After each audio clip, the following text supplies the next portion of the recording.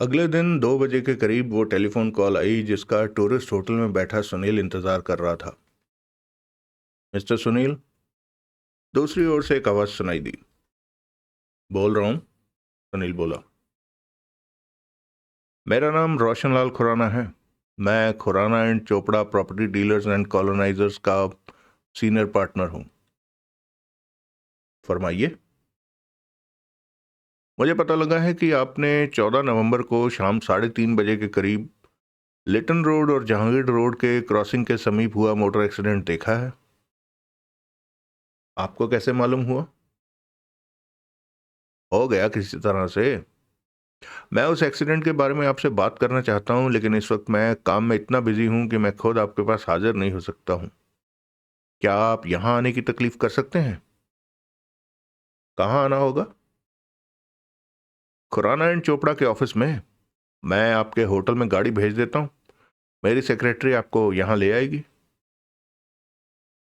उसको यहां आने में कितनी देर लगेगी? हद से हद 15 मिनट। ठीक है, 15 मिनट बाद मैं होटल के सामने फुटपाथ पर खड़ा मिलूंगा। Thank you very much mister Sunil. मैं फौरन गाड़ी भेज रहा हूं। संबंध विच्छेद हो गया। 15 मिनट बाद सुनील होटल के सामने फुटपाथ पर खड़ा सिगरेट के कश लगा रहा था।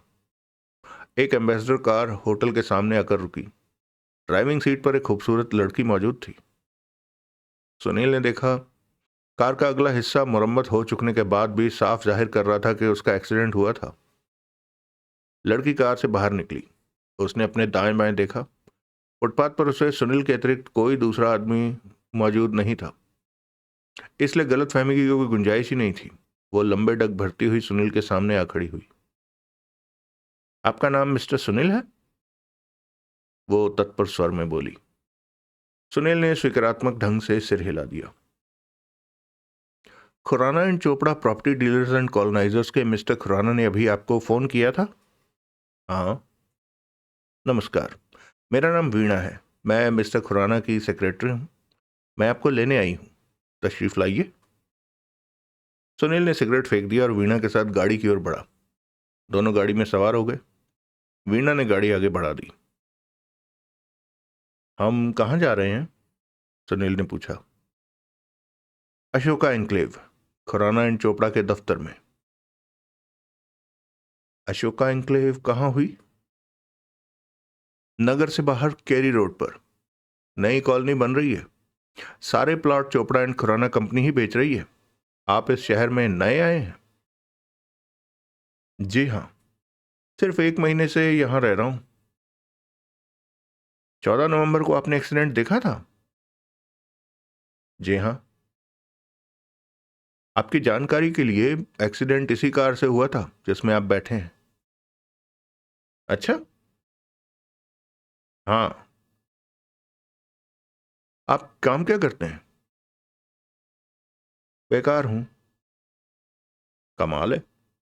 फिर आप होटल का खर्चा कैसे उठाते हैं?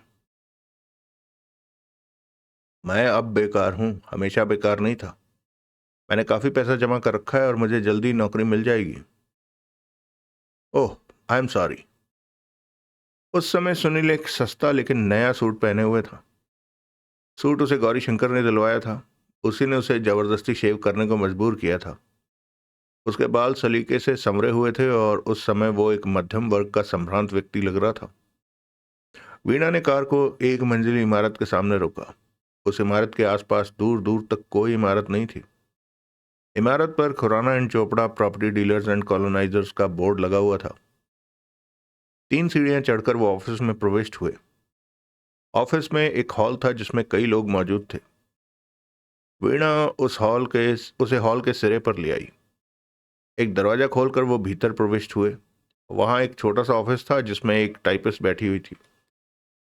उस ऑफिस की एक दीवार के साथ 2 बंद दरवाजे दिखाई दे रहे थे।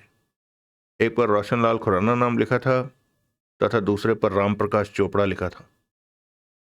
वीणा उसे रोशनलाल खुराना के ऑफिस में ले आई। खुराना का ऑफिस बाहरी ऑफिस से दुगना बड़ा था। दाईं ओर एक विशाल मेज थी जिस पर कॉलोनी का लकड़ी और दफ्ती से बना हुआ मॉडल पड़ा था। मॉडल में कॉलोनी का सारा इलाका, कटे हुए प्लॉट, इक्का दुक्का बने मकान, सड़कें, पेड़ और बिजली के खंभे वगैरह बड़े सलीके से खड़े दिखाए गए थे। एक अन्य मेज के पीछे एक लगभग 45 साल का मोटा ताजा तंदुरुस्त आदमी बैठा था। उसके चेहरे पर बड़े तरीके से तराशी हुई मूछें थी और वो सिर से काफी हद तक गंजा था। वो रोशनलाल खुराना था। गौरी शंकर ने उसका हुलिया बड़ी बारीकी से बयान किया था, इसलिए सुनील को उसे पहचानने में कोई दिक्कत नहीं हुई। Mister Sunil sir? खुराना अपनी कुर्सी से उठ खड़ा हुआ। Hello mister Sunil, glad you have come. Khurana ने बड़ी गर्मजोशी से उससे हाथ मिलाया। तशरीफ रखिए। सुनील एक कुर्सी पर बैठ गया। क्या पीजिएगा? जो आप पिलाएं। Very good. Coca cola? Okay by me. Veena ने फोन उठाया, एक बटन दबाया और फिर फोन में कहा, कोका कोला। कॉलोनी देखी आपने? खुराना बोला। जी हां, देखी, सुनील बोला। 4 साल बाद ये राजनगर की सबसे शानदार कॉलोनी होगी। मुमकिन है। यह हकीकत है साहब। मैं आपको एक नेक राय दे रहा हूं, एक प्लॉट खरीद डालिए यहां, बहुत पैसे कमाएंगे आप। कितने? इस वक्त हम 40 रुपए गज जमीन बेच रहे हैं, यानी कि 200 गज के प्लॉट की कीमत 8,000 रुपए है। 4 साल बाद मेरे से स्टाम्प पेपर पर लिखवा लीजिए, प्लॉट की कीमत 40,000 रुपए होगी। 4 साल में आप नगद 36,000 रुपए कमा लेंगे। सॉरी, मैं गरीब आदमी हूं, मेरे पास 8,000 रुपए नहीं है। अगर आप आधी पेमेंट एडवांस कर सकें तो मैं विशेष रूप से आपके लिए बाकी के 4,000 रुपयों की किस्तें करा दूंगा। सॉरी, मेरी हैसियत नहीं है। या फिर सारी ही रकम किस्तों में? माफ कीजिए, मेरी दिलचस्पी नहीं है। मैं लैंडलॉर्ड नहीं बनना चाहता। हा हा हा। खुराना खोखली सी हंसी हंसा। जैसा आप मुनासिब समझें। एक चपरासी कोका कोला सर्व कर गया। अगर आप इजाजत दें तो हम एक्सीडेंट पर आए, खुराना बोला। सुनील ने वीणा की ओर देखा। खुराना ने खंखार कर गला साफ किया और बोला, मेरी सेक्रेटरी हम दोनों का वार्तालाप शॉर्टहैंड में नोट करेगी। मुझे उम्मीद है कि आपको कोई एतराज नहीं होगा। मुझे कोई एतराज नहीं, हकीकत तो हकीकत ही है, सुनील बोला। जी हाँ, जी हाँ। तो आपने एक्सीडेंट देखा था? जी हाँ। क्या देखा था आपने? 14 नवंबर शाम को लगभग 3:30 बजे का वक्त था। मैं जहांगीर रोड पर जा रहा था और सुनील ने एक्सीडेंट का ठीक उसी तरह बयान किया जैसे गौरी शंकर ने उसे बताया था। आई सी। सारी बात सुन चुकने के बाद खुराना बेहद गंभीर स्वर में बोला, अगली कार के ड्राइवर को आपने देखा था?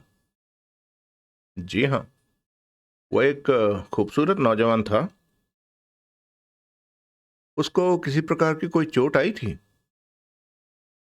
मुझे नहीं मालूम, लेकिन एक्सीडेंट के समय मैंने उसकी गर्दन को जोर से झटका खाते देखा था। पिछली कार के ड्राइवर की भी आपने सूरत देखी थी?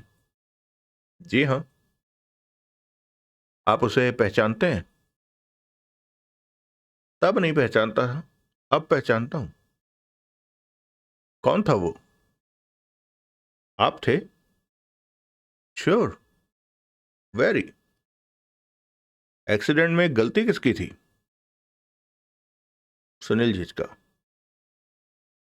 आप बेहिचक हकीकत बयान कीजिए साहब, ये कोई अदालत में बयान थोड़े ही हो रहा है, यहां कोई फर्क नहीं पड़ता। गलती सरासर आपकी थी मिस्टर खुराना, सुनील बोला। आपका ध्यान ड्राइविंग की ओर नहीं था।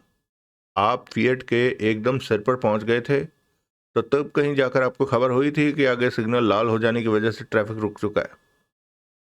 आपने पहले फिएट से आगे निकलने की कोशिश की, लेकिन तब तक विपरीत दिशा से गाड़ियां आने लगी थी। अगर आप फौरन फिएट के पीछे अपनी कार ना लगाते तो आप सामने से आती किसी गाड़ी के साथ सीधे जा टकराते।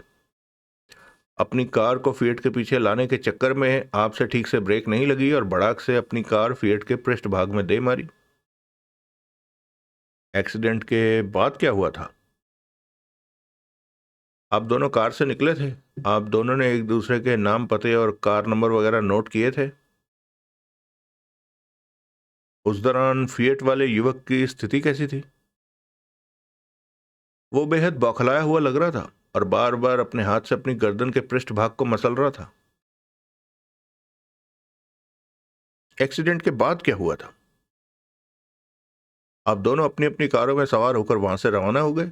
उस समय फिएट का पिछला भाग और आपकी कार का अगला भाग बुरी तरह चिपके हुए थे, लेकिन प्रत्यक्षतः दोनों कारें चल पाने की स्थिति में थी। आई सी, खुराना बोला। वो कई क्षण चुप रहा और फिर बोला, आई सी। मिस्टर सुनील, जो कुछ आपने कहा है मेरी सेक्रेटरी से बयान की सूरत में टाइप कर लाती है। आप उस पर साइन कर देंगे? क्यों नहीं, सुनील बोला। मैंने कोई झूठ थोड़ा ही बोला है। जो कुछ मैंने आपके सामने कहा है वो मैं सारी दुनिया के सामने दोहराने को तैयार हूं। जाहिर है। खुराना ने वीणा को संकेत किया। वीणा कमरे से बाहर निकल गई। वीणा ने सुनील का बयान टाइप कर लाने तक कोई कुछ नहीं बोला। खुराना के संकेत पर वीणा ने 2 फुल स्केप टाइप किए हुए कागज सुनील के सामने रख दिए। सुनील ने बयान पढ़ा और फिर चुपचाप उस पर साइन कर दिए। वीणा ने उस पर गवाह के तौर पर साइन कर दिए। Thank you very much mister Sunil, Khurana अपने स्थान से उठता हुआ बोला। बड़ी मेहरबानी की आपने यहाँ कर। वीणा आपको वापस आपके होटल छोड़ाएगी। सुनील ने खुराना से हाथ मिलाया। यहाँ प्लॉट खरीदने के बारे में फिर सोच लीजिए मिस्टर सुनील। गारंटेड फायदे का धंधा है ये। मैं आपके लिए किस्त इतनी छोटी कर सकता हूं कि आपको पेमेंट में कोई दिक्कत ना हो। मेरी कोई दिलचस्पी नहीं, लेकिन किसी गलत फहमी में मत पड़िए मिस्टर खुराना। एक्सीडेंट सरासर आपकी गलती से हुआ था। मैं आपका प्लॉट खरीदूं या ना खरीदूं, हकीकत तो हकीकत ही रहेगी। खुराना का चेहरा उतर गया। सो लॉन्ग मिस्टर सुनील, वो प्रभावहीन स्वर से बोला। गुड नाइट, सुनील बोला और खुराना के ऑफिस से बाहर निकल गया। राम प्रकाश चोपड़ा के ऑफिस का दरवाजा अभी भी बंद था। अगला दृश्य। टूरिस्ट होटल के रिसेप्शन से सुनील को मालूम हुआ कि उसका कोई फोन वगैरह नहीं आया था। होटल के सामने से उसने एक टैक्सी ली और सीधा नंबर 3 बैंक स्ट्रीट स्थित अपने निवास पर पहुंचा। अभी उसने फ्लैट में कदम ही रखा था कि फोन की घंटी बज उठी। सुनील लंबे डग भरता हुआ बेडरूम में पहुंचा। उसने रिसीवर उठाकर कान से लगाया और बोला, हेलो मिस्टर सुनील। दूसरी ओर से एक अपरिचित अपरिचित स्वर सुनाई दिया। यस, सुनील बोला। मेरा नाम चमनलाल है। मैं दोपहर से ही हर 5 मिनट बाद आपको फोन कर रहा हूं। सॉरी, मैं घर पर नहीं था। मुझे आपकी चिट्ठी मिली है। मेरी चिट्ठी? जी हाँ, जो आपने मुझे बॉक्स नंबर 4694 मार्फत ब्लास्ट लिखी है, जिसमें आपने स्वयं को 14 नवंबर को हुए मोटर एक्सीडेंट का चश्मदीद गवाह बताया है।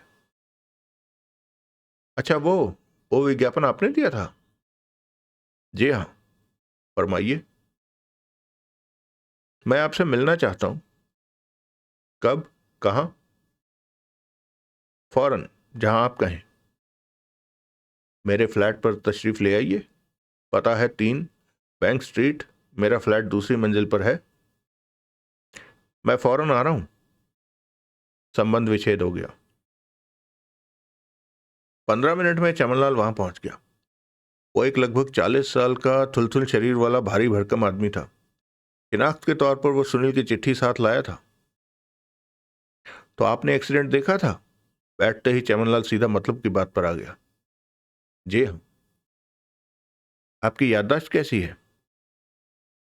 काफी अच्छी है, कोई शिकायत वाली बात नहीं। और अगर आपने ये सवाल इसलिए किया है कि मैं कोई बात भूल गया हूँगा, तो वो आपकी गलतफहमी है। Very good. क्या हुआ था? पहले ये तो बताइए कि वो 500 रुपये का इनाम मुझे कैसे मिलेगा? मैं दूंगा। अभी? अभी? Very good. सुनिए, 14 नवंबर को शाम को 3:30 बजे का वक्त था। मैं जहांगीर रोड पर जा रहा था कि सुनील ने फिर एक्सीडेंट का रटा रटाया सारा विवरण दोहराया। किसी ड्राइवर को चोट आई थी? सारी बात सुन चुकने के बाद चमनलाल ने गंभीर स्वर में पूछा। शायद फिएट के ड्राइवर को चोट आई हो, लेकिन मैं दावे के साथ कुछ नहीं कह सकता। एक्सीडेंट के समय मैंने उसकी गर्दन को जोर से झटका खाते देखा था और बाद में भी वो अपनी गर्दन बार बार अपनी गर्दन के पृष्ठभाग को मसल रहा था। चमनलाल चिंतित दिखाई देने लगा। सुनील उसके द्वारा बोलने की प्रतीक्षा करता रहा। जिस समय पिछली गाड़ी अगली गाड़ी से टकराई थी उस समय अगली गाड़ी की क्या पोजीशन थी? अगली गाड़ी एकदम रुकी हुई थी। उससे आगे और गाड़ियां थी? जी हाँ, 3 या 4 गाड़ियां थी उससे आगे। सड़क पर उस वक्त आपके सिवाय कोई नहीं था? सुनील एक क्षण हिचकिचाया और फिर बोला, दूसरी ओर के फुटपाथ पर एक आध आदमी था। और आपकी ओर? वहां मैं अकेला था। आपका ध्यान एक्सीडेंट के वक्त एक्सीडेंट की ओर गया या उससे पहले या उसके बाद में? पहले। ये कैसे मुमकिन हुआ? इत्तेफाक की बात है साहब कि मैं एक्सीडेंट से कुछ क्षण पहले उसी ओर देख रहा था। आपने दोनों ड्राइवरों की सूरत देखी थी? जी हाँ। दोनों में से किसी को दोबारा देखें तो पहचान लेंगे? दोनों को पहचान लूंगा। एम्बेसडर के ड्राइवर का हुलिया बयान कीजिए तो। वो एक लगभग 45 साल का मोटा ताजा तंदुरुस्त आदमी था। कद लगभग आप जितना ही था। उसके चेहरे पर बड़े सलीके से तराशी हुई मूछें थी और वो सिर से काफी हद तक गंजा था। एक्सीडेंट के वक्त या तारीख के बारे में आपको कोई गलतफहमी तो नहीं है? सवाल ही नहीं पैदा होता। ये तस्वीर देखिए। चमनलाल ने अपने कोट के भीतरी जेब से एक तस्वीर निकालकर सुनील के सामने रख दी। इसमें किसी को पहचानते हैं आप? सुनील ने तस्वीर उठाई। तस्वीर में 2 आदमी अगल बगल खड़े कैमरे की ओर मुंह करके मुस्कुरा रहे थे। उनमें से एक रोशनलाल खुराना था और दूसरा चमनलाल था। पृष्ठभूमि में उस ऑफिस की इमारत दिखाई दे रही थी जिसमें थोड़ी देर पहले वो खुराना से मिलकर आया था। इमारत पर खुराना एंड चोपड़ा प्रॉपर्टी और कॉलोनाइजर्स का बोर्ड साफ पढ़ा जा रहा था। किसको पहचानते हो? एक तो आप ही हैं। और दूसरा? दूसरे को भी पहचानता हूं। कौन है वो? ये वही आदमी है जो एम्बेसडर चला रहा था और जिसकी वजह से एक्सीडेंट हुआ था। श्योर? 100%। चमनलाल ने गहरी सांस ली। उसने तस्वीर लेकर वापस जेब में रख ली। उसकी सूरत से निराशा साफ झलक रही थी। वो कितनी ही देर मौन बैठा रहा। फिर तीव्र निच्छापूर्ण ढंग से उसने अपनी जेब से पर्स निकाला और उसमें से 100 के 5 नोट निकालकर सुनील के सामने रख दिए। सुनील ने नोट उठाने का उपक्रम नहीं किया। आपके साथ तस्वीर में जो आदमी था, आप उसका नाम जानते हैं? सुनील ने पूछा। आप क्यों पूछ रहे हैं? चमनलाल बोला। यूं ही, उत्सुकतावश। ऐसी उत्सुकता कई बार बड़ी जानलेवा साबित हो सकती है। क्या मतलब? एक्सीडेंट किसकी गलती से हुआ था? इसी आदमी की गलती से जिसका मैं नाम ले रहा हूं। जहां तक मेरा ख्याल है तुम उस एक्सीडेंट के अकेले चश्मदीद गवाह हो और तुम्हारी गवाही उस आदमी को फंसा सकती है। अगर उसे तुम्हारी जानकारी हो जाए तो वो अपनी गर्दन बचाने के लिए जरा सोचो तुम्हारी क्या गत बना सकता है। वो तो मामूली एक्सीडेंट था। उसे थोड़ी सी सजा होगी। कोई मर थोड़ी गया है कि। कई लोग जेल को हवा समझते हैं। वो 1 घंटा भी जेल में गुजारने की कल्पना नहीं कर सकते। इसलिए मेरी राय मानो, 500 रुपये उठाकर जेब में डालो और सारे सिलसिले को अभी इसी क्षण भूल जाओ। मिस्टर चमनलाल, सुनील भी उठा। इससे पहले कि आप यहां से तशरीफ ले जाएं, मैं आप पर अपना एक ख्याल जाहिर करना चाहता हूं। चमनलाल ने प्रश्नसूचक नेत्रों से उसकी ओर देखा। आपका नाम चमनलाल नहीं है? चमनलाल यूं ही चिपका जैसे उसे बिजली का तार छू गया हो। क्या मतलब? प्रत्यक्षतः वो नाराजगी भरे स्वर में बोला। और अगर आपका नाम चमनलाल है तो आपको दूसरों से मांग कर कपड़े पहनने की आदत मालूम होती है। क्या मैं इस बेहूदगी का मतलब जान सकता हूं? आपके कफलिंग्स पर RP लिखा हुआ है। आपकी कमीज की जेब पर RP कढ़ा हुआ है। आपकी टाई पर RP कढ़ा हुआ है। RP से तो चमनलाल नहीं बनता। और फिर आपने रोशनलाल खुराना के साथ बगलगीर होकर खुराना एंड चोपड़ा के ऑफिस के सामने जिस अंदाज से फोटो खिंचवाई है, उससे तो मुझे ऐसा लगता है कि आप चमनलाल खुराना के पार्टनर राम प्रकाश चोपड़ा हैं। तुम्हारी अकल खराब है, चमनलाल क्रोधित स्वर में बोला, और फिर बिना सुनील से हाथ मिलाए लंबे डग भरता फ्लैट से बाहर निकल गया। अगला दृश्य। रमाकांत की कार अभी तक सुनील ने लौटाई नहीं थी। कार अभी भी बैंक स्ट्रीट में खड़ी थी। सुनील कार पर चैथम रोड पहुंचा। उसने कार चंद्र किरण से काफी दूर पार्क कर दी और आगे बढ़ा। अनीता अपने फ्लैट पर नहीं थी। अंधेरा होने तक सुनील चंद्रग्रहण के आसपास मंडराता रहा, लेकिन अनीता नहीं लौटी। ना ही उसे वहां गौरी शंकर के दर्शन हुए। उसे यह भी मालूम नहीं था कि गौरी शंकर रहता कहाँ है। वो वापस होटल पहुंचा। वहां भी निराशा ही हाथ लगी। गौरी शंकर या अनीता ने वहां उससे संपर्क स्थापित करना जरूरी नहीं समझा था। चमनलाल या अगर सुनील का संदेश सच था तो राम प्रकाश चोपड़ा का आगमन उसे बुरी तरह खटक रहा था। आखिर वो एक्सीडेंट का चश्मदीद गवाह क्यों ढूंढ रहा था? उसने चश्मदीद गवाह के लिए अपनी जेब से 500 रुपये खर्च किए थे, और जब जब गवाह मिल गया था तो उसने सारे किस्से का यूं पटाक्षेप कर दिया था जैसे गवाह की उसे कोई जरूरत ही नहीं थी। गवाह की तलाश खुराना को तो हो नहीं सकती थी, क्योंकि वो तो खुद ही मान रहा था कि एक्सीडेंट उसकी गलती से हुआ था। गवाह की तलाश बीमा कंपनी को हो सकती थी, लेकिन अब यह निर्विवाद रूप से सिद्ध हो चुका था कि विज्ञापनदाता बीमा कंपनी नहीं थी। और जो विज्ञापनदाता था वो अब एकाएक गवाह के अस्तित्व से परहेज दिखा रहा था। खुराना से दोबारा मिलने से दो बातों पर प्रकाश पड़ सकता था। एक तो ये कि क्या चमनलाल वाकई उसका पार्टनर रामप्रकाश चोपड़ा था। दूसरे, क्या उसे मालूम था कि उसके पार्टनर ने, अगर चमनलाल उसका पार्टनर था, एक्सीडेंट के चश्मदीद गवाह के लिए विज्ञापन दिया था? अगर हां तो क्यों? 8:30 बजे तक होटल में इंतजार कर चुकने के बाद सुनील अपने कमरे से बाहर निकला आया। रिसेप्शन पर आकर उसने डायरेक्टरी में खुराना के घर का पता देखा। वो कार पर सीधा खुराना के घर पहुंचा। खुराना शंकर रोड के एक फ्लैट में रहता था। कॉल बेल का जवाब एक नौकर ने दिया, जिसके कथनानुसार साहब अभी घर नहीं लौटे थे। साथ ही उसने ये भी बताया कि आजकल सेल रश होने के कारण वे कभी कभी काफी रात गए तक दफ्तर में काम करते रहते हैं, इसलिए उस समय साहब के ऑफिस में होने की काफी संभावना थी। लगभग 9:30 बजे सुनील अशोका एन्क्लेव पहुंचा। खुराना एंड चोपड़ा के ऑफिस के खुराना के ऑफिस के वाले भाग की बत्तियां जल रही थी। सुनील ने अपनी कार इमारत के सामने खड़ी कर दी। सीढ़ियां चढ़कर वो इमारत के मुख्य द्वार के सामने पहुंचा। दरवाजा खुला था।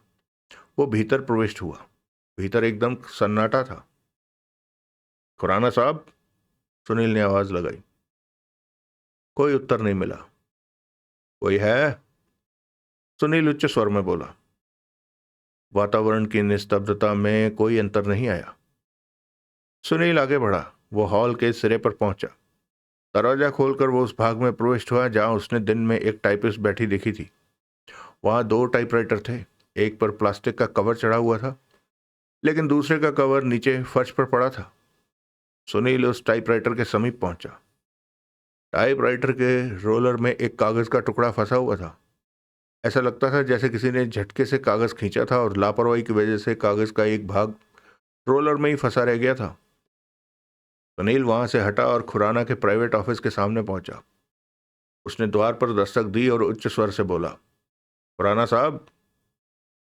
जवाब नदारद। वो एक क्षण हिचकिचाया, फिर उसने दरवाजे को धक्का दिया। दरवाजा खुला था। सुनील भीतर प्रविष्ट हुआ। भीतर की बत्तियां जल रही थी और कमरे का सारा सामान तहस नहस हुआ पड़ा था। सारे कमरे में कागज उड़ते फिर रहे थे। खुराना की अपनी कुर्सी उल्टी पड़ी थी। उसके मेज की दराज बाहर खींच लिए गए थे और उसका सामान फर्श पर जहां तहां उल्टा पड़ा था। बगल की विशाल मेज पर जो लकड़ी और दफ्ती का बना मॉडल सुनील ने देखा था, वो फर्श पर गिरा पड़ा था।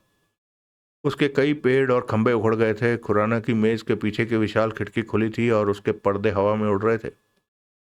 लगता था जैसे किसी ने उस स्थान की तलाशी लेने में बहुत ज्यादा जल्दबाजी दिखाई थी। कॉलोनी के मॉडल के नीचे एक सिगरेट लाइटर दबा दिखाई दे रहा था। सुनील ने मॉडल के नीचे अपना हाथ डाला और उसे ऊपर उठाने की कोशिश की। मॉडल बहुत भारी था। बड़ी मुश्किल से सुनील ने उसे इतना ऊंचा कर पाया कि वह उसके नीचे दबा सिगरेट लाइटर निकाल सके। नीचे से सिगरेट लाइटर निकालते ही मॉडल का सपाट तला एकदम फर्श में जा मिला। सुनील ने देखा वो ठोस चांदी का बना एक कीमती सिगरेट लाइटर था। लाइटर पर एक मोनोग्राम बना हुआ था जो ठीक से पढ़ा नहीं जा रहा था। उसने लाइटर अपनी जेब में डाल लिया। फिर उसकी निगाह जमीन पर उड़ते फिरते कागजों पर पड़ी। एक लंबी शीट ने उसका ध्यान विशेष रूप से आकर्षित किया। शीट के ऊपरी सिरे पर छपा हुआ था, Jupiter detective bureau, Rajnagar. Sunil ने वो शीट उठा ली। वो डिटेक्टिव ब्यूरो द्वारा किसी को भेजी गई एक रिपोर्ट थी। लिखा था, आपके निर्देशानुसार हम मिस अनीता की निरंतर निगरानी करते रहे हैं। आपको यह विशेष रिपोर्ट इसलिए भेजी जा रही है कि सोमवार को मिस अनीता की निगरानी करते दौरान हमें मालूम हुआ कि एक दूसरा आदमी भी मिस अनीता की निगरानी कर रहा था। सोमवार को उस आदमी ने सुपर बाजार में मिस अनीता की कार के बगल में अपनी कार को इस प्रकार खड़ा किया कि उस कार को हटाए बिना मिस अनीता की अपनी कार में प्रविष्ट हो पाना असंभव था। बाद में मिस अनीता के सामने उस युवक ने यह जाहिर किया कि वो कार उसकी नहीं थी, लेकिन अगर मिस अनीता चाहें तो वो कार को उस स्थान से हटा सकता था। हमारा डिटेक्टिव पार्किंग की दीवार के पीछे बैठा उनका वार्तालाप सुन रहा था। उस युवक ने मिस अनीता को कहा था कि वो कार के इग्निशन को शॉर्ट सर्किट करके कार चालू कर सकता है, लेकिन वास्तव में उसने कार को चाबी लगाकर ही चालू किया था। प्रत्यक्ष था कि वो सारा सिलसिला मिस अनीता के साथ दोस्ती गांठने की एक चाल थी। बाद में मिस अनीता उसे कार में बिठाकर अपने साथ ले गई थी। हमारे डिटेक्टिव ने कार का पीछा किया था। रास्ते में वो युवक एकाएक लाल बत्ती पर कार से उतर गया था। हमारा ख्याल है उसे संदेह हो गया था कि कार का पीछा किया जा रहा था। हमारा डिटेक्टिव मिस अनीता का पीछा करता रहा था। अगले दिन अर्थात मंगलवार को वही युवक सुपर बाजार के आगे बॉल पॉइंट और फाउंटेन पेन बेच रहा था। उस दिन फिर उसका सामना मिस अनीता से हो गया था और मिस अनीता उसे अपनी कार में बिठाकर अपने फ्लैट में ले गई थी। हम आपको पहले ही सूचित कर चुके हैं कि हमारे पास ये जानने का कोई साधन नहीं है कि मिस अनीता के फ्लैट के भीतर क्या हुआ था। सोमवार को हमने उस युवक की इम्पाला कार का नंबर नोट कर लिया था। रजिस्ट्रेशन चेक करके हमने पता लगाया कि वो कार यूथ क्लब नाम के एक स्थानीय क्लब के संचालक रमाकांत की है और वो युवक स्थानीय समाचार पत्र ब्लास्ट के विशेष प्रतिनिधि सुनील कुमार चक्रवर्ती है। उसकी मिस अनीता से क्या दिलचस्पी है ये हमें मालूम नहीं हो सका, लेकिन हम आपके आदेश पर मालूम करने की कोशिश कर सकते हैं। हमने आपको तुरंत ट्रंक कॉल करके सूचना दी थी। उस समय सुनील मिस अनीता के फ्लैट में था।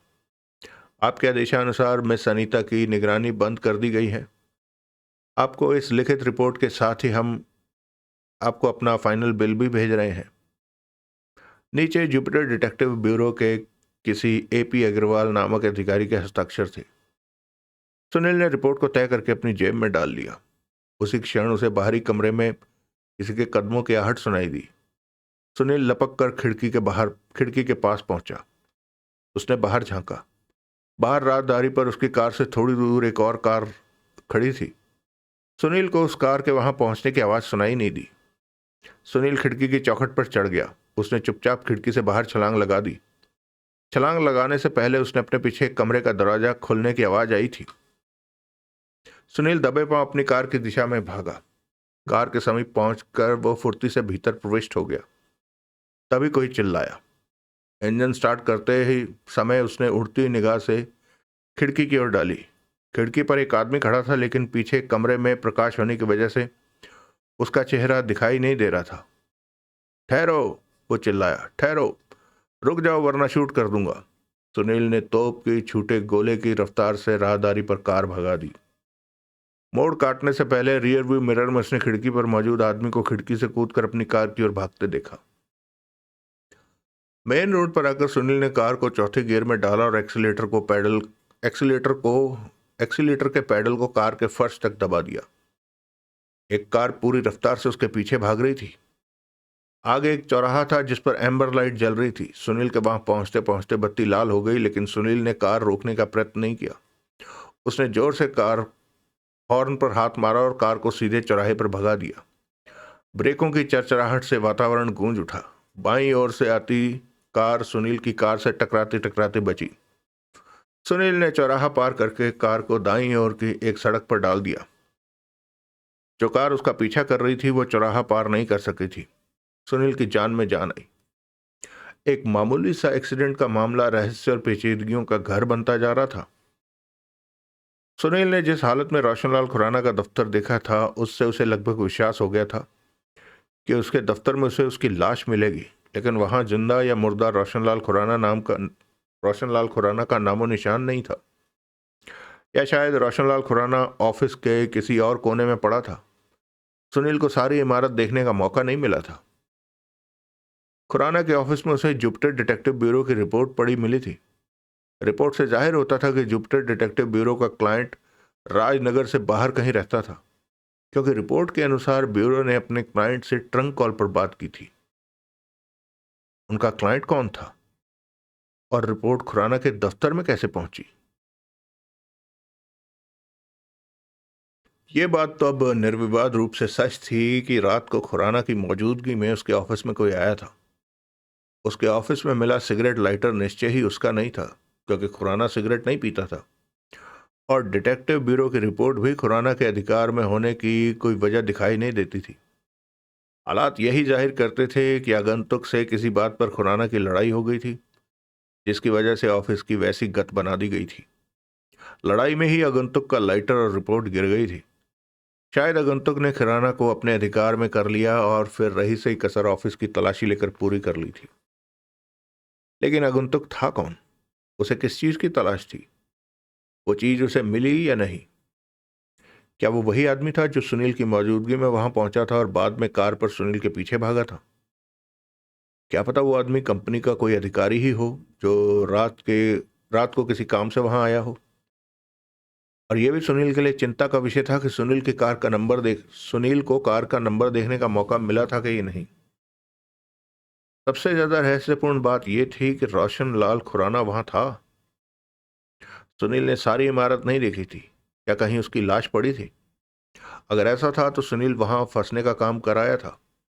सारे दफ्तर में उसकी उंगलियों के निशान मौजूद थे। किसी ने उसे वहां से भागते भी देखा था। अगर वो कोई कंपनी से ही संबंधित आदमी था और उसने सुनील की कार का नंबर नोट कर लिया था, तो वो बड़ी आसानी से जाना जा सकता था कि रात को वहां आने वाला कौन था।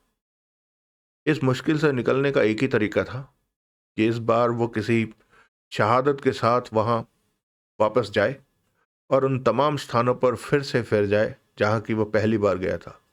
पुलिस के पास उंगलियों के निशानों द्वारा यह जानने का कोई साधन नहीं होता कि वो निशान वहां कब छोड़े गए थे, और इस बारे में वो भगवान से प्रार्थना ही कर सकता था कि उसका पीछा करने वाले ने उसकी कार का नंबर नोट ना किया हो। एक पेचीदगी और भी थी। अगर इमारत में कहीं खुराना की लाश मौजूद थी, उसकी कार कहाँ गई? अशोका इनक्लेव नगर से बाहर एक सुनसान जगह थी। वहां आदमी अपनी सवारी के बिना नहीं आ सकता था। अगर वो टैक्सी वगैरह पर आता तो या तो उसे टैक्सी अनिश्चित काल तक वहां रोकनी पड़ती, या फिर वो वापस नहीं जा सकता था। खुराना के पास कार थी। उसका कार पर वहां जाना ही युक्ति संगत मालूम होता था। अगर इमारत में कहीं खुराना की लाश थी तो उसकी कार वहीं खड़ी दिखाई देनी चाहिए थी। या शायद सिगरेट लाइटर वाला आदमी खुराना के साथ ही वहां आया था और ऑफिस की इमारत में खुराना की हत्या करके वो उसी कार से वापस बाहर चला गया था। या शायद हत्या हुई ही नहीं थी। ऑफिस में मचे कोहराम की शायद कोई और ही वजह थी। सुनील का दिमाग भन्ना गया। उसने कार को एक किनारे खड़ा करके एक सिगरेट सुलगाया। 2 सिगरेटों के बाद वो अपने आप को व्यवस्थित करने में कामयाब हो गया था। उसका वापस अशोका एन्क्लेव जाना जरूरी था और किसी शहादत के साथ जाना जरूरी था, और वापस वहां जाने के लिए खुराना की सेक्रेटरी वीणा से बढ़िया इंसान कोई नहीं हो सकता था। लेकिन वीणा रहती कहाँ थी? उसने एक कार पब्लिक टेलीफोन के सामने ले जाकर खड़ी की। टेलीफोन बूथ में डायरेक्टरी मौजूद थी। यह देखकर उसकी जान में जान आई कि वीणा का नाम डायरेक्टरी में मौजूद था और नाम के आगे उसका पता भी लिखा हुआ था। अगर डायरेक्टरी में उसका नाम ना होता तो उसे वीणा के घर का पता मालूम करने के लिए काफी पापड़ बेलने पड़ते। सुनील को यह देखकर काफी हैरानी हुई कि वीणा भी चंद्र किरण के ही एक फ्लैट में रहती थी। वर्तमान स्थिति में वो नहीं चाहता था कि चंद्र किरण में उसका अनीता या गौरी शंकर से सामना हो, इसलिए उसने वीणा को फोन ही करना मुनासिब समझा। उसने घड़ी पर दृष्टिपात किया। 11:15 बज चुके थे। उसने वीणा का नंबर डायल किया। कितनी ही देर घंटी बजती रहने के साथ कहीं जाकर उसे वीणा का उनिंदा स्वर सुनाई दिया। हेलो, मैं सुनील बोल रहा हूँ। कौन सुनील? जिसे आप टूरिस्ट होटल में रोशन लाल खुराना से मिलवाने ले गई थी। ओह अच्छा, इतनी रात गए कैसे फोन किया? जाहिर था वीणा उस टेलीफोन कॉल से खुश नहीं थी। एक इमरजेंसी आ गई है, वरना मैं आपको फोन नहीं करता। क्या हो गया? ये तो मैं मुलाकात होने पर ही बताऊंगा, लेकिन विश्वास जानिए मिस्टर खुराना की भलाई इसी में है कि आप तुरंत मुझसे मिले। सच कह रहे हो? हाँ। कहीं तुम मिस्टर खुराना का नाम आधी रात गए मुझसे मुलाकात करने के बहाने की तरह तो इस्तेमाल नहीं कर रहे? नहीं, बाय गॉड नहीं। क्या चाहते हो? तुमसे फौरन मिलना चाहता हूं। यहां आ सकते हो? चैथम रोड ही आ सकता हूं, बशर्ते कि ठीक 10 मिनट बाद तुम मुझे इमारत से बाहर मिलो। Okay, thank you. सुनील ने रिसीवर रख दिया। वो कार में सवार हुआ और चैथम रोड की ओर उड़ चला। चंद्र किरण के सामने फुटपाथ पर वीणा खड़ी थी, लेकिन वो अकेली नहीं थी। उसके साथ एक कृष्णकाय वृद्ध खड़े थे। हेलो, सुनील बोला। हेलो, वीणा बोली। ये मेरे फादर हैं। नमस्ते। नमस्ते, वृद्ध बोले। क्या इमरजेंसी है? वीणा ने पूछा। मिस्टर खुराना ने मुझे होटल में फोन किया था, सुनील साफ साफ झूठ बोलता हुआ बोला। उन्होंने रिसेप्शन क्लर्क को बताया था कि वो अपने ऑफिस से बोल रहे थे और फौरन मिलना चाहते थे। क्यों? वजह उन्होंने नहीं बताई। उन्होंने मेरे लिए संदेश छोड़ा था कि मैं जब भी आऊं उन्हें ऑफिस में फोन कर लूं, और रिसेप्शन क्लर्क का कहना है कि वो बहुत घबराए हुए मालूम होते थे। अच्छा? वीणा चिंतित दिखाई देने लगी। मैं थोड़ी देर पहले ही होटल वापस आया था। मैंने उन्हें ऑफिस में फोन किया था, लेकिन दूसरी ओर से किसी ने फोन उठाया नहीं। वो इंतजार करके घर चले गए होंगे। लेकिन वो घर पर भी तो नहीं है। तुम्हें कैसे मालूम? मैंने फोन भी किया था और खुद भी वहां गया था। मिस्टर खुराना घर पहुंचे ही नहीं, और फिर उन्होंने रिसेप्शन क्लर्क को यह भी तो कहा था कि मैं जब भी आऊं उन्हें ऑफिस में फोन करूं, वो मेरा वहीं इंतजार करेंगे। लेकिन मिस्टर खुराना आपसे बात क्या करना चाहते थे? भगवान जाने। वीणा अब बेहद चिंतित दिखाई देने लगी थी। उन्हें कहीं कोई दौरा वौरा तो नहीं पड़ता था? दौरा वौरा तो नहीं पड़ता था। हाँ, एक बार उन्हें हार्ट अटैक जरूर हुआ था। फिर तो हो सकता है उन्हें फिर। सुनील ने जानबूझकर वाक्य अधूरा छोड़ दिया। Oh no. आदमी जब बहुत चिंतित होता है या बहुत घबराया हुआ होता है तो कई बार बड़ा अप्रत्याशित दिल का दौरा पड़ जाता है। शायद उन्हें हमें फौरन ऑफिस जाना चाहिए। यही तो मैं कह रहा हूं। मेरे फादर साथ चलेंगे। जरूर चलें, ये तो और भी अच्छी बात है। तीनों कार में सवार हो गए। सुनील ने कार अशोका एन्क्लेव की ओर भगा दी। तुम्हारे पास इतनी बढ़िया कार कहां से आई? मेरी नहीं है, एक दोस्त से मांगी है। इस वक्त नगर से इतना बाहर जाने के लिए सवारी कहां से मिलती? इतनी शानदार कार रखने की हैसियत वाले दोस्त हैं तुम्हारे? हैं, सुनील ने संक्षिप्त सा उत्तर दिया। कई क्षण कोई कुछ ना बोला। एक बात और बताओ, एकाएक वीणा बोली। पूछो।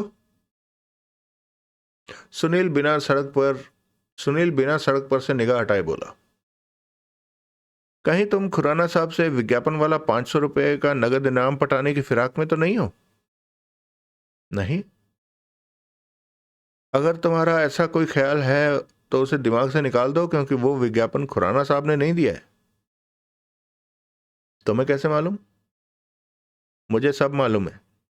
मैं उनकी पर्सनल सेक्रेटरी हूं, मुझे उनकी हर बात मालूम होती है। मेरा ऐसा कोई इरादा नहीं है, मैं तो केवल उनकी कुशलता के लिए चिंतित हूं, और वो भी इसलिए क्योंकि उन्होंने मुझे फोन किया था। वीणा चुप रही। सुनील ने खुराना एंड चोपड़ा के ऑफिस के सामने कार ला खड़ी की। पहले की ही तरह इमारत में अभी भी प्रकाश था और ड्राइववे खाली था। भीतर रोशनी है? वीणा हैरानी से बोली। अगर वह भीतर है तो उनकी कार कहाँ है? मैं देख रहा हूं, शायद खुराना साहब भीतर हों, सुनील बोला। अगर वे भीतर नहीं है तो क्या वे ऑफिस की सारी बत्तियां यूं जलती छोड़ जाएंगे? आओ भीतर चलते हैं। पापा, आप कार में ही बैठिए। वृद्ध ने सहमति सूचक ढंग से सिर हिलाया। सुनील और वीणा कार से बाहर निकल आए। वो ऑफिस में प्रविष्ट हुए। वीणा अपने ऑफिस में पहुंची। ये मेरे टाइपराइटर पर से कवर किसने उतारा? वह हैरानी से बोली। तुम ही चढ़ाना भूल गई होगी। नामुमकिन। मुझे अच्छी तरह याद है कि मैं इस पर कवर चढ़ाकर गई थी, और फिर रोलर में एक कागज का टुकड़ा भी फंसा हुआ है। जरूर मेरे बाद किसी ने टाइपराइटर इस्तेमाल किया, और टाइप किया हुआ कागज इतनी जल्दी रोलर से खींचा कि उसका एक भाग रोलर में फंसकर फट गया है। मुमकिन है, सुनील ने समर्थन किया। वीणा एक झटके से किवाड़ खोलकर खुराना के कमरे में प्रविष्ट हुई। हे भगवान! ऑफिस की हालत देखकर वो चौखट पर ही थमकर खड़ी हो गई। सुनील उसकी बगल में आ खड़ा हुआ। यहां तो लगता है जैसे जंगली हाथी आ घुसे हों। सुनील ने उत्तर नहीं दिया। वीणा कमरे में प्रविष्ट हुई। सुनील जानबूझकर पीछे रह गया। उसने अपनी जेब से चांदी का सिगरेट लाइटर निकालकर चुपचाप एक और फेंक दिया, और डिटेक्टिव ब्यूरो की रिपोर्ट भी अन्य कागजों में मिला दी। फिर जब वीणा का ध्यान उसकी ओर हुआ तो उसने जमीन से लाइटर उठा लिया। ये सिगरेट लाइटर खुराना साहब का है? उसने पूछा। नहीं, वीणा बोली, खुराना साहब सिगरेट नहीं पीते। आई सी। तो फिर यह सिगरेट लाइटर उस आदमी का हो सकता है जो खिड़की के रास्ते भीतर घुसा, जिसका खुराना साहब के साथ लड़ाई झगड़ा हुआ, और बाद में जिसने कमरे की यह गत बनाई। तुम्हें कैसे मालूम कि कोई आदमी खिड़की के रास्ते यहां घुसा था? मेरा अनुमान है। खिड़की खुली है और यह जमीन से ज्यादा ऊंची भी नहीं है। शायद कोई इस रास्ते से कूदा हो। यह भी हो सकता है। सुनील खिड़की के पास पहुंचा। वो चौखट पर चढ़ा, कुछ क्षण ठिठका, फिर बाहर कूद गया। कुछ क्षण वो बाहर खड़ा रहा और फिर उसी रास्ते से वापस कमरे में दाखिल हो गया। वो संतुष्ट था, काम स्कीम के अनुसार हो रहा था। वीणा की मौजूदगी में वो उन तमाम स्थानों पर अपनी उंगलियों के निशान छोड़ चुका था जहां उसने पहले चक्कर में निशान छोड़े थे। वीणा जमीन पर बिखरे हुए और दराजों में बचे हुए कागजें टटोल रही थी। सुनील चुपचाप उसके समीप खड़ा रहा। उसने एक सिगरेट सुलगा लिया। लगभग 10 मिनट बाद वीणा ने सुनील की ओर रुख किया। कुछ गायब है? सुनील ने पूछा। कम से कम एक चीज जरूर गायब है, वीणा बोली। क्या? तुम्हारा हस्ताक्षर युक्त बयान जो तुमने जब पहली बार यहां आए थे तो खुराना साहब को दिया था। शायद कागज खुराना साहब अपने साथ ले गए होंगे, लेकिन वो है कहां? कम से कम इस इमारत को तो अच्छी तरह से देख ही लो। अगले 5 मिनटों में वीणा ने इमारत का कोना कोना छान मारा। खुराना कहीं नहीं था। अब वीणा चिंतित ही नहीं, घबराई हुई भी दिखाई देने लगी। हमें पुलिस को फोन करना चाहिए, वो बोली। फोन करके क्या कहोगी पुलिस को? सुनील ने पूछा। यही कि इमारत में कोई चोर घुसा है। तुम्हें कैसे मालूम कोई चोर घुसा है? चोरी तो कुछ भी नहीं गया है, और ऑफिस की यह हालत बनाने में शायद खुराना साहब का अपना ही हाथ हो। लेकिन तुम्हारा बयान चोरी गया है। अव्वल तो इस बात का कोई सबूत नहीं है कि मेरा बयान चोरी गया है, और चोरी गया भी है तो भी वो महत्वहीन चीज थी। वही बयान मैं दोबारा लिखकर साइन कर दूंगा। लेकिन जैसी इमरजेंसी में तुम मुझे यहाँ लाए थे, उससे तो लगता है जैसे खुद पुलिस को सूचित करने के इच्छुक था। अब नहीं। अगर हमें यहाँ खुराना साहब की लाश मिलती तो बात दूसरी थी। और फिर हालात से साफ जाहिर है कि यहाँ जो लड़ाई झगड़ा हुआ है, खुराना साहब के साथ हुआ। अगर खुराना साहब ने हालात की जानकारी पुलिस को देना जरूरी समझा होता तो उन्होंने खुद ही पुलिस को फोन कर दिया होता। अगर उन्होंने ऐसा नहीं किया तो तुम क्यों करती हो? तुम ठीक कह रहे हो। सुनील चुप रहा। सूरत से तो तुम इतने समझदार नहीं लगते। सुनील मुस्कुराया। वीणा कई क्षण चुप रही, फिर एकाएक बेहद गंभीर स्वर में बोली, सुनील, मैं तुम्हें एक ऐसी बात बताने वाली हूं जो मैंने आज तक किसी को नहीं बताई। क्या? लेकिन पहले मेरे एक सवाल का जवाब दो। कौन सा सवाल? झूठ तो नहीं बोलोगे? नहीं। क्या 14 नवंबर को हुआ एक्सीडेंट तुमने वाकई देखा था? बिल्कुल देखा था। तुम्हें शक है? एक्सीडेंट कितने बजे हुआ था? 3:30 बजे। समय के बारे में तुम्हें गलतफहमी तो नहीं है? कतई नहीं। 5-10 मिनट की गलतफहमी की तो मैं कसम नहीं खाता। यानी कि एक्सीडेंट अगर 3:30 नहीं तो 10-5 मिनट पहले या 10-5 मिनट बाद में हुआ होगा। करेक्ट। लेकिन यह नामुमकिन है। क्यों? वीणा एक क्षण हिचकिचाई और फिर बोली, क्योंकि 14 नवंबर को कंपनी के आर्किटेक्ट का जन्मदिन था। आर्किटेक्ट ने सबको दावत का निमंत्रण दिया हुआ था। खुराना साहब सुबह फील्ड में जाने से पहले कह गए थे कि ऑफिस की 2 बजे छुट्टी कर दी जाए। दावत में शराब का दौर भी शामिल था। 4-4:15 बजे के करीब खुराना साहब भी आ गए थे और पार्टी में शामिल हुए थे। खुराना साहब थोड़ी देर पार्टी में ठहरे थे। वो बार बार घड़ी देख रहे थे, शायद उन्हें कहीं पहुंचना था। 4:30 बजे वे वहां से रवाना हो गए थे और मिस्टर सुनील, मैंने 4:30 बजे उनकी कार देखी थी। कार का अगला भाग पिचका होना तो दूर, उस समय उस पर एक खरोच का निशान भी दिखाई नहीं दे रहा था। तुम ये कहना चाहती हो कि एक्सीडेंट हुआ ही नहीं था? नहीं नहीं, एक्सीडेंट तो हुआ था। अगले दिन मेरे सामने बीमा कंपनी का एक आदमी यह देखने आया था कि कार को कितना नुकसान पहुंचा है, और मेरे सामने गैराज से मिस्त्री आया था जो कार को मरम्मत के लिए ले गया था। मैं केवल ये कहना चाहती हूँ कि एक्सीडेंट 3:30 बजे नहीं हुआ था, क्योंकि 4:30 बजे मैंने उनकी कार सही सलामत देखी थी। वैसे ये मुमकिन तो नहीं, लेकिन शायद मेरी घड़ी में कोई खराबी आ गई हो, ये रुक गई हो और मुझे खबर ना लगी हो। ये ऑटोमेटिक घड़ी है। 1-2 बार ऐसा हो चुका है कि घड़ी 1 आध घंटा रुकी रही, फिर खुद ही चल पड़ती है, मुझे खबर ही नहीं हुई। यानी कि ऐसा हो सकता है कि टाइम के मामले में तुमसे गलती हुई हो। अब तुम इतनी ठोस बात बता रही हो तो शक की गुंजाइश निकल ही आई है। अब खिड़कियां दरवाजे बंद करो और चलो यहां से। और ये जो सामान वगैरह बिखरा पड़ा है, इसे ऐसे ही रहने दो। कल खुराना साहब खुद ही इसके बारे में कोई फैसला करेंगे। ठीक है। सुनील ने खिड़की बंद की। दोनों बाहर निकल आए। वीणा ने कमरे का दरवाजा बाहर से बंद कर दिया।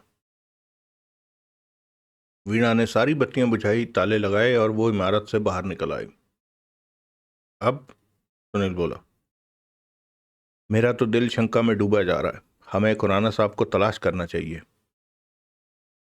शायद अब तक वो अपने फ्लैट में पहुंच चुके हों। देखते हैं। वो कार में सवार हुए। वृद्ध पिछली सीट पर पसरे खराटे भर रहे थे। सुनील ने इंजन स्टार्ट किया। इंजन की आवाज सुनकर वृद्ध जाग उठे। क्या हुआ बेटी? वो बोले।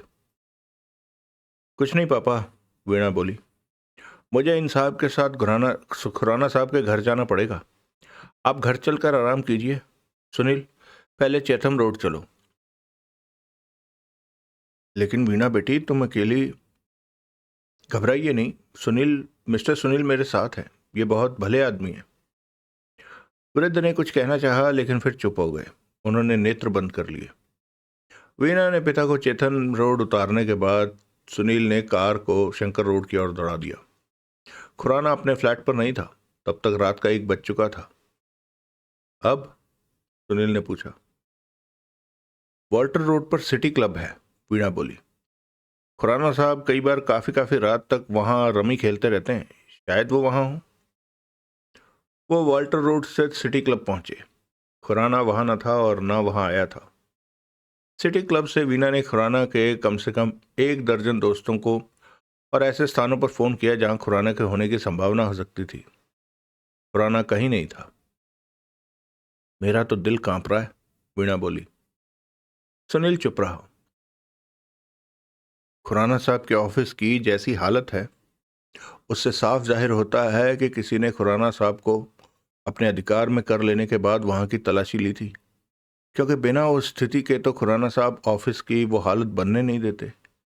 कहीं किसी ने उन्हें कल पता लग जाएगा।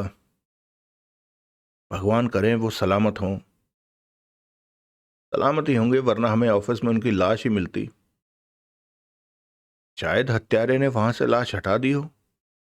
क्यों? लाश हटाने से उसे क्या फायदा? मेरी तो कुछ समझ में नहीं आ रहा। घर जाकर आराम करो, सुबह तक ठीक हो जाएगा। ऑल राइट, वीणा अनमने स्वर में बोली। फिर वे कार में सवार हो गए। सुनील ने कार चेथम रोड पर चंद्र किरण के सामने ला खड़ी की। दोनों कार से बाहर निकले। वेल, वीणा बोली, गुड नाइट। सुबह मैं तुम्हें फोन करूंगा। जरूर। वीणा आगे बढ़ गई। सुनील ने सिर उठाकर इमारत की तीसरी मंजिल की ओर देखा। अनीता के फ्लैट में अंधेरा था।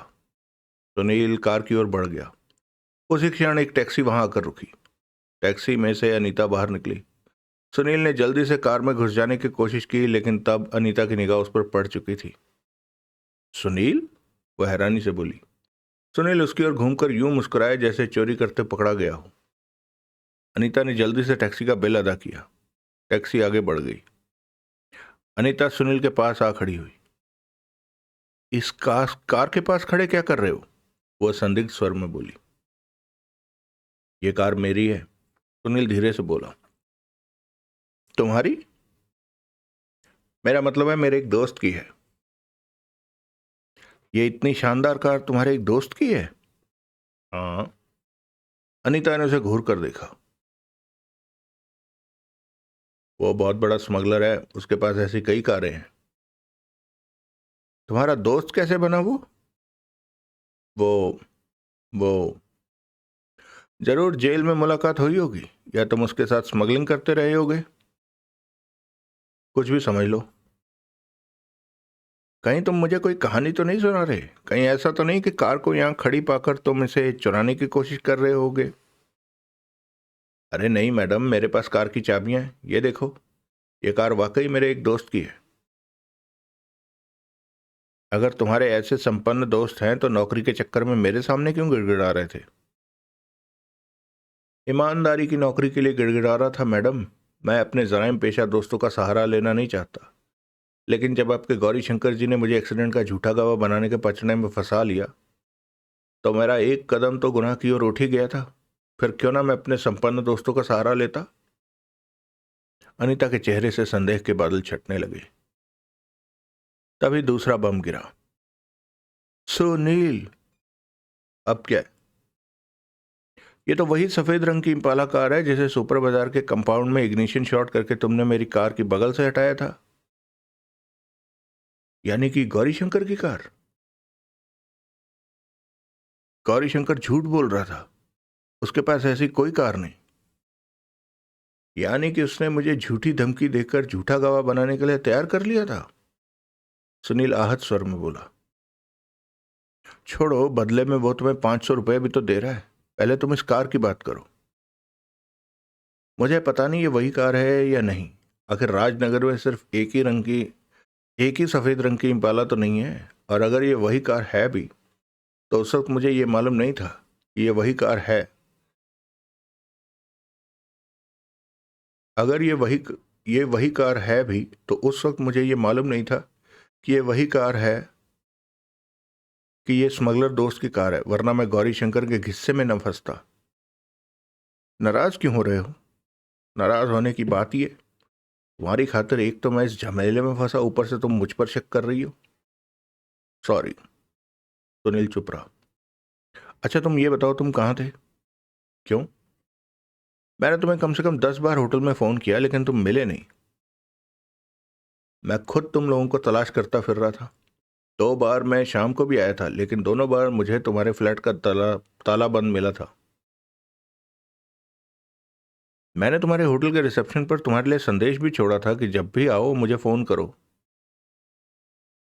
मैं सिनेमा का आखिरी शो देखने चला गया था, थोड़ी देर पहले ही होटल लौटा था।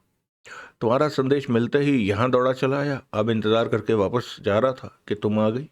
बात क्या है? गौरी शंकर तुमसे मिलना चाहता है। मैं खुद उससे मिलना चाहता हूँ। क्यों? उसने मुझे कहा था कि एक होटल में मैंने तब तक इंतज़ार करना था जब तक गवाह के मामले में मुझसे कोई संपर्क स्थापित न करे। वो सारा सिलसिला हो चुका है। अब मुझे क्या करना है? ये तो गौरी शंकर ही बताएगा। कब? कल। तब तक मैं क्या करूं? तब तक होटल जाकर आराम करो। अब होटल जाने का मन नहीं कर रहा। मैं तुम्हारे फ्लैट में कहीं पड़ा रहूंगा। पागल हो गए हो क्या? क्यों? गौरी शंकर से डरती हो? गौरी शंकर से नहीं, गौरी शंकर के बाप से डरती हूं, जो कि कल सुबह के प्लेन से बंबई से आ रहा है। कौन? रवि कुमार, जिसकी फिएट का खुराना के एम्बेसडर से एक्सीडेंट हुआ था और जिसकी गर्दन को चोट लगी। वही। उससे तुम्हारा क्या रिश्ता है? मेरी उससे शादी होने वाली है।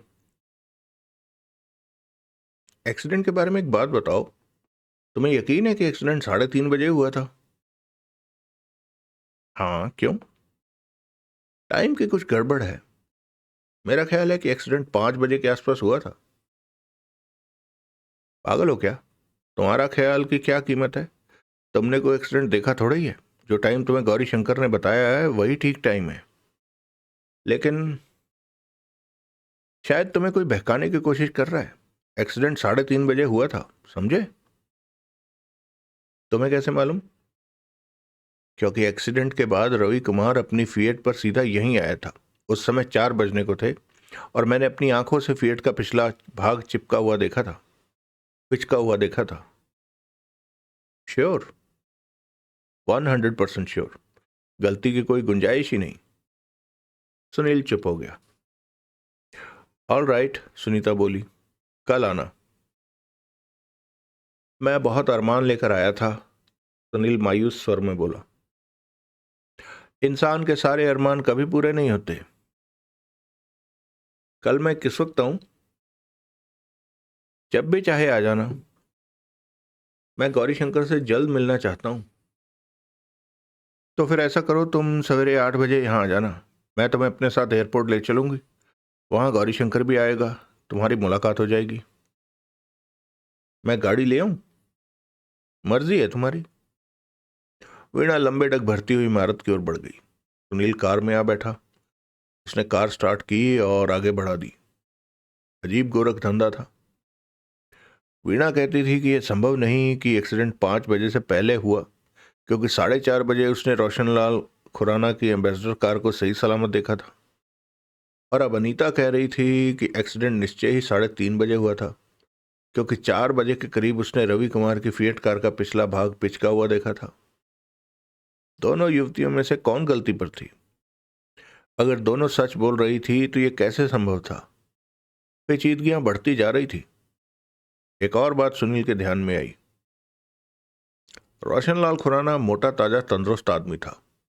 वो किसी एक आदमी के काबू में आने वाला नहीं था। एक आदमी उसे तभी काबू में रख सकता था जबकि उसके पास रिवॉल्वर हो।